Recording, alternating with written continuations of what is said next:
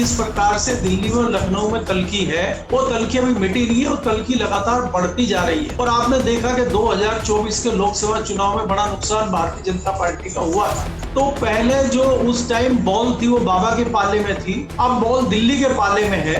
तो क्या दिल्ली बाबा को टाइट करने के लिए समाजवादी पार्टी को मजबूत रखेगी, समाजवादी पार्टी को तोड़ेगी नहीं, उल्टा सपोर्ट करेगी ताकि बाबा को नुकसान पहुंचाया जा सके। नमस्कार दोस्तों, कैसे हैं आप लोग? उम्मीद है आप सभी अच्छे होंगे। बंगाल से लेकर महाराष्ट्र तक पार्टियां टूट रही हैं। विपक्षी दलों में सेंधमारी की जा रही है। 50-50 करोड़ रुपए में सांसद विधायक जो है अपना जमीर बेचे दे रहे हैं राजनीति में। और अब क्या समाजवादी पार्टी की बारी है। उत्तर प्रदेश के अंदर सियासी माहौल सजने लगा है। डिप्टी सीएम कह रहे हैं कि 25 से 26 सांसद ऐसे हैं जो इधर आना चाहते हैं, लेकिन हम उनको ला नहीं रहे, समाजवादी पार्टी को तोड़ नहीं रहे। तो इतना एहसान क्यों किया जा रहा है, जानेंगे। केपी मलिक जी विश्वविद्यालय हमारे साथ जुड़े हैं, उनसे बहुत बहुत स्वागत है सर आपका। बहुत बहुत धन्यवाद हिमांशु जी, आपका भी और हमारे दर्शकों का भी बहुत बहुत धन्यवाद, आभार। सर, डिप्टी सीएम है केशव प्रसाद मौर्य, वो कह रहे हैं कि 25 से 26 सांसद समाजवादी पार्टी के वो टूटने को तैयार बैठे हैं, लेकिन हम तोड़ नहीं रहे हैं। इतना एहसान भारतीय जनता पार्टी क्यों कर रही है? क्योंकि बंगाल से लेकर महाराष्ट्र तक जिस तरह का दृश्य निकलकर सामने आ रहा है, वो तो कुछ और बता रहा है कि इनकी नीयत क्या है। देखिए हिमांशु, अगर आप देखें, चाहे वो ओपी राजभर हो और चाहे भारतीय जनता पार्टी के केशव मौर्य हो जो डिप्टी सीएम है, इनकी हैसियत जग जाहिर है। आपको भी पता है इनकी क्या हैसियत है। ना इनको ये पता है कि टूट रहे हैं, ना इनको ये पता है कि क्यों नहीं टूट रहे हैं। ये हवा में तीर चला रहे हैं। भारतीय जनता पार्टी जिस प्रकार से राजनीति कर रही है बंगाल से लेकर महाराष्ट्र तक, उससे एक अंदाजा लगाया जा रहा है। उसमें कोई भी जो राजनीतिक विश्लेषक है, राजनीति का जानकार है, जो आज देश में राजनीति चल रही है, उससे जोड़ के देख रहा है कि भारतीय जनता पार्टी किसी भी कीमत पे 360 के लगभग उनको सांसद चाहिए। अगर उनको मानसून सत्र में अपना जो है डिसइन्वेस्टमेंट वाला जो बिल है वो पास अगर कराना है, अगर परिसीमन का बिल उनको पास कराना है, पहले तो वो महिला बिल के पीछे छुपा के उसको पास कराना चाह रहे का षड्यंत्र उन्होंने किया था, वो उसमें कामयाब नहीं हुए। अब उन्होंने एक नया तरीका निकाला है ताकि परिसीमन बिल को पास कराया जा सके। इसी के लिए भारतीय जनता पार्टी इतनी बड़ी कवायद कर रही है। और भारतीय जनता पार्टी के पास आज हथियार है। संस्थाओं के नाम पे, एजेंसियों के नाम पे जिस प्रकार से वो ब्लैकमेल कर रहे हैं, डराने धमकाने का काम कर रहे हैं, लालच देने का काम कर रहे हैं, उससे कई पार्टियों के सांसद टूट चुके हैं, कुछ टूट रहे हैं।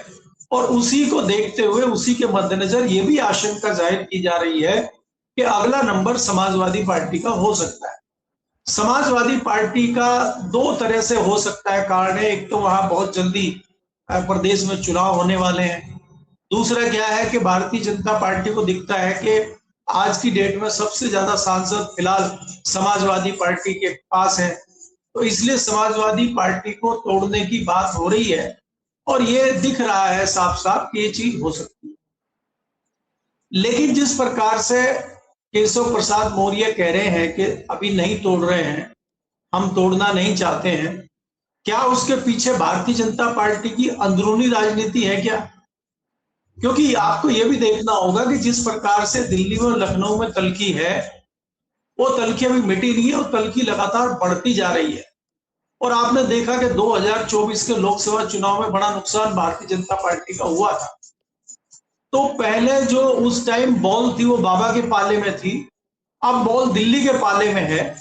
तो क्या दिल्ली बाबा को टाइट करने के लिए समाजवादी पार्टी को मजबूत रखेगी, समाजवादी पार्टी को तोड़ेगी नहीं, उल्टा सपोर्ट करेगी ताकि बाबा को नुकसान पहुंचाया जा सके? ये रणनीति भी हो सकती है। और इसी के तहत हम जो केशव मौर्य का बयान आया है उसको लेकर चलते हैं और ये मानते हैं कि केशव मौर्य जी की बात में दम है और भारतीय जनता पार्टी समाजवादी पार्टी को नहीं तोड़ रही। क्योंकि अगर समाजवादी पार्टी टूटती है, सांसद टूटते हैं, तो फिर विधायक भी टूट सकते हैं।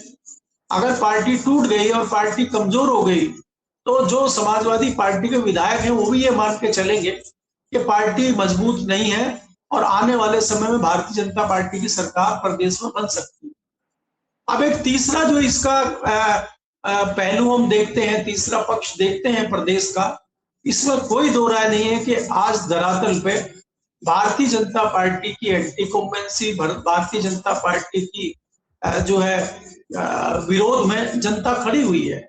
चाहे वो बिजली का मामला हो, चाहे वो लॉ एंड ऑर्डर का मामला हो जिसपे आप राजनीति करते थे, चाहे वो बुलडोजर का मामला हो, चाहे जिस प्रकार से आप देख रहे हैं, सबसे बड़ा महत्वपूर्ण मुद्दा जो है कि भगवान श्री राम के मंदिर में जिस प्रकार से चोरी हो रही है और एफआईआर नहीं हो रही है, तो उससे साफ दिखाई देता है कि कानून व्यवस्था का उत्तर प्रदेश में क्या हाल है। अगर यही चोरी कहीं और हुई होती, यही चोरी किसी और के घर में हुई होती, यही चोरी किसी संस्थान में हुई होती, तो क्या एफआईआर नहीं होती? और आपने खाली नूरा कुश्ती करने के लिए, आपने खाली फॉर्मेलिटी करने के लिए एक एसआईटी बना दी है और उन्हीं की मांग पे आपने एसआईटी बनाई है, और क्या पता उन्हीं की पसंद के उसमें अधिकारी रख दिए हों और वो अधिकारी जो है मामले को धीरे धीरे ठंडा कर देंगे। आज इतने दिन हो गए, आज तक एफआईआर नहीं हुई। अरे भाई, पहले एफआईआर होती है, उसके बाद जांच शुरू होती है, उसके बाद एसआईटी बनती है। तो ये सारी चीजें ये दिखाती हैं कि कहीं ना कहीं भारतीय जनता पार्टी के अंदर भी अंदरूनी मामला बहुत बड़ा चल रहा है, जिसका फायदा विपक्ष को मिल सकता है। अब मुझे लगता है ये तस्वीर साफ होने में हमें कम से कम मानसून सेशन तक का इंतजार करना पड़ेगा। अगर मानसून सेशन तक समाजवादी पार्टी के ऊपर आक्रमण नहीं भारतीय जनता पार्टी के चाणक्य करते हैं, कोई ब्रह्मास्त्र नहीं छोड़ते हैं समाजवादी पार्टी के ऊपर, तो ये तय मान के चलिए कि विधानसभा चुनाव में भारतीय जनता पार्टी को बड़ा नुकसान और विपक्षी दल को बड़ा फायदा होने जा रहा है।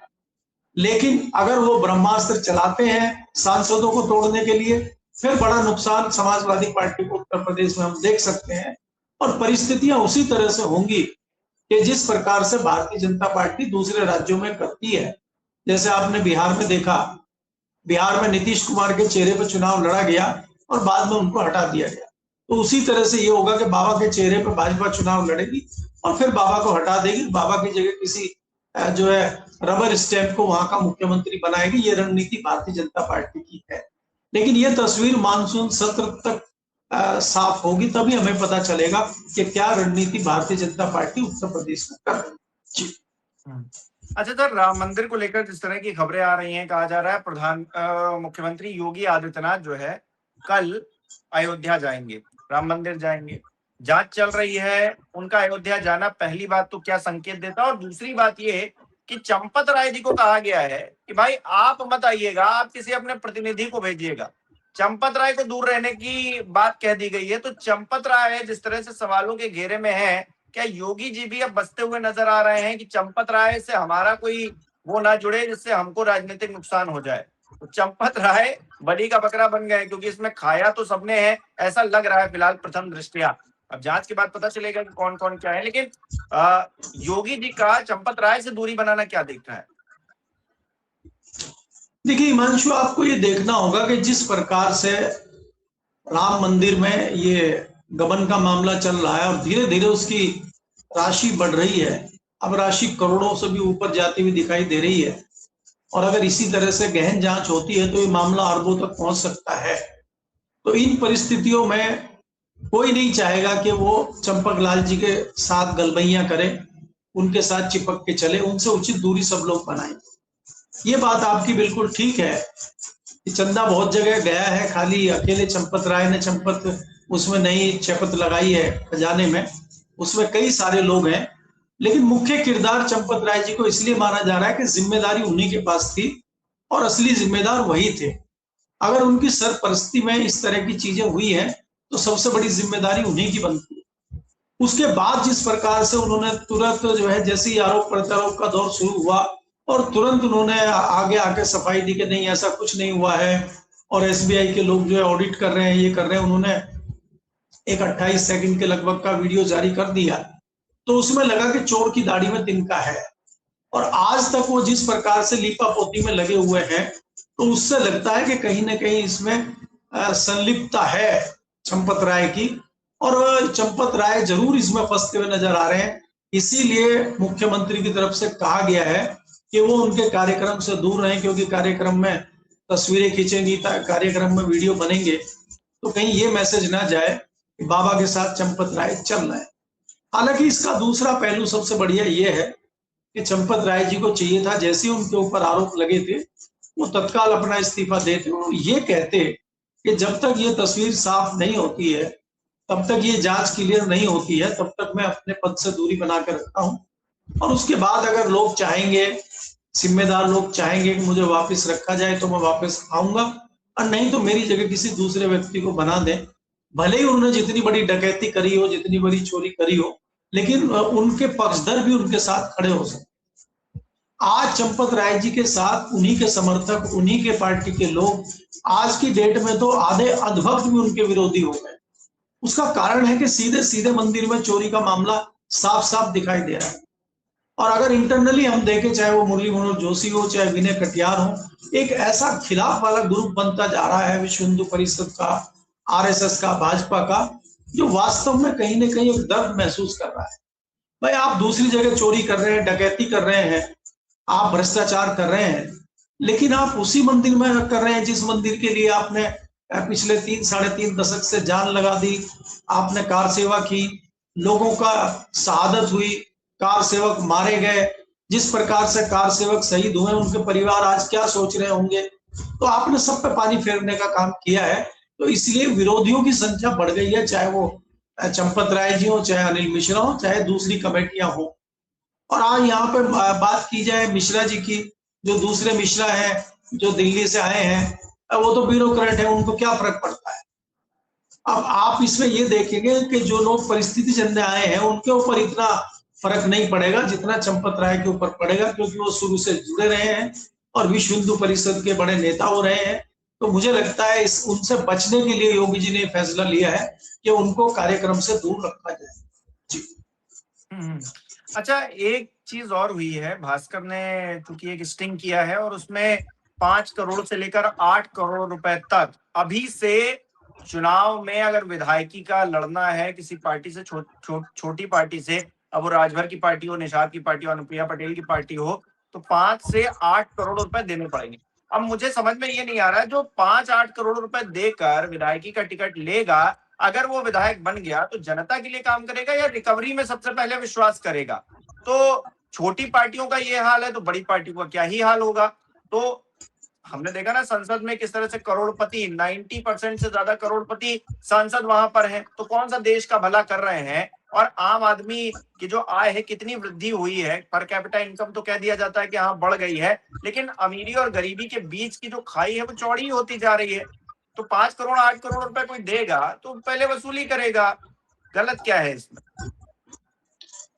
देखिए हिमांशु जी, पहले जो राजनीति को देखा जाता था वो माना जाता था कि जनप्रतिनिधि हैं, जनता के सेवक हैं, चुनाव लड़ते हैं, नेता बनते हैं, और अनेकों नेता इस तरह के हैं। अगर मैं एक छोटा सा एग्जांपल आपको चौधरी चरण सिंह का दूं, चौधरी चरण सिंह देश के प्रधानमंत्री भी रहे हैं और हमारे प्रदेश उत्तर प्रदेश के मुख्यमंत्री भी रहे हैं, कई मंत्रालय उनके पास रहे हैं।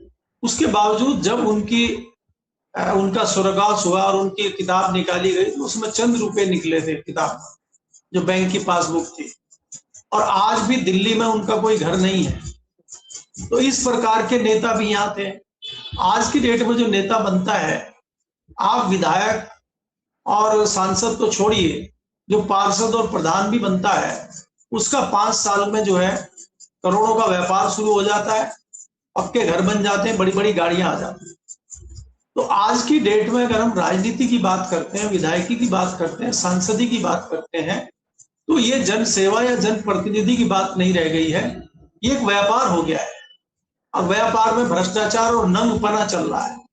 अब आप जिस प्रकार से देखेंगे, जो चंद रोज पहले आए हैं और इतनी कम उम्र में, चाहे राघव चड्ढा हो, चाहे सोनी घोष हो, जिस प्रकार से छोटे दलों में आए और छोटे दलों ने उनको इतने बड़े पद दिए हैं, किस प्रकार से उन पद की गरिमा की तार इन्होंने किया है। 33 वर्ष उम्र है शानी घोष की, और मुझे लग रहा है 30-32 साल ही उम्र होगी राघव चड्ढा की। तो आपने जिस प्रकार से देखा है उनको, क्या इनका कोई सिद्धांतवाद है, क्या इनका कोई अपना अस्तित्व है। शिवानी घोष ममता बनर्जी के साए में जीत के आई है और राघव चड्ढा अरविंद केजरीवाल के साए में जीत के आए, अपना कुछ है उनका। लेकिन वो जिस प्रकार से व्यापार कर रहे हैं, जिस प्रकार से राजनीति में वो बेचने का और बखिया उधेड़ने का काम कर रहे हैं, तो यही आज की राजनीति है। तो सबको लगता है कि पैसा कमाने का आसान धंधा है राजनीति, आप खुलेआम जो है उल्टे सीधे काम कर सकते हैं, पुलिस प्रशासन आपके ऊपर हाथ नहीं डाल पाता है क्योंकि आप एक राजनीतिक दल के नेता है। अगर कुछ भी होगा तो मुख्यमंत्री का फोन आ जाएगा, क्योंकि आप तो ब्लैकमेल करते हैं, आपने समर्थन दे रखा। अब राज क्या कर रहे हैं, छोटी पार्टी के नेता क्या कर रहे हैं, उनको ये भी पता है छोटी पार्टियों के टिकट इसलिए भी लोग खरीदते हैं कि राज भारतीय जनता पार्टी में है, और किन्हीं कारणों से अगर भारतीय जनता पार्टी की सरकार नहीं बनती है, दूसरे दल की सरकार बनती है, तो राजभर अपने विधायकों को लेकर वहां पहुंच जाएंगे। तो आपका सत्ता में रहना लगभग तय है, तो इसलिए छोटे दलों के टिकट महंगे बिकते हैं। भारतीय जनता पार्टी के, समाजवादी पार्टी के टिकट शायद इतने महंगे ना बिकते हों जितने इन दलों के बिकते हैं, क्योंकि इनकी संभावना सत्ता में बने रहने की ज्यादा हो।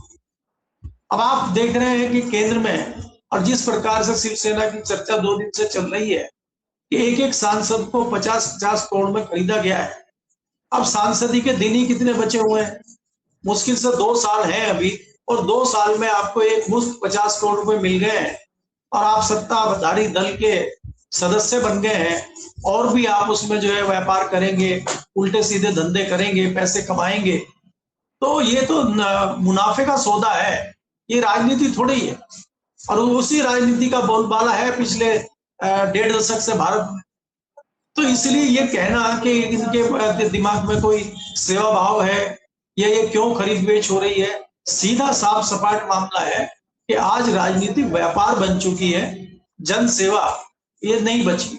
जी बहुत बहुत शुक्रिया सर हमारे साथ जुड़ने के लिए, तमाम बातचीत के लिए। हमारे दर्शक किस तरह से देख रहे हैं कमेंट करके जरूर बताएं। इस वीडियो को लाइक करना, शेयर करना मत भूलिएगा।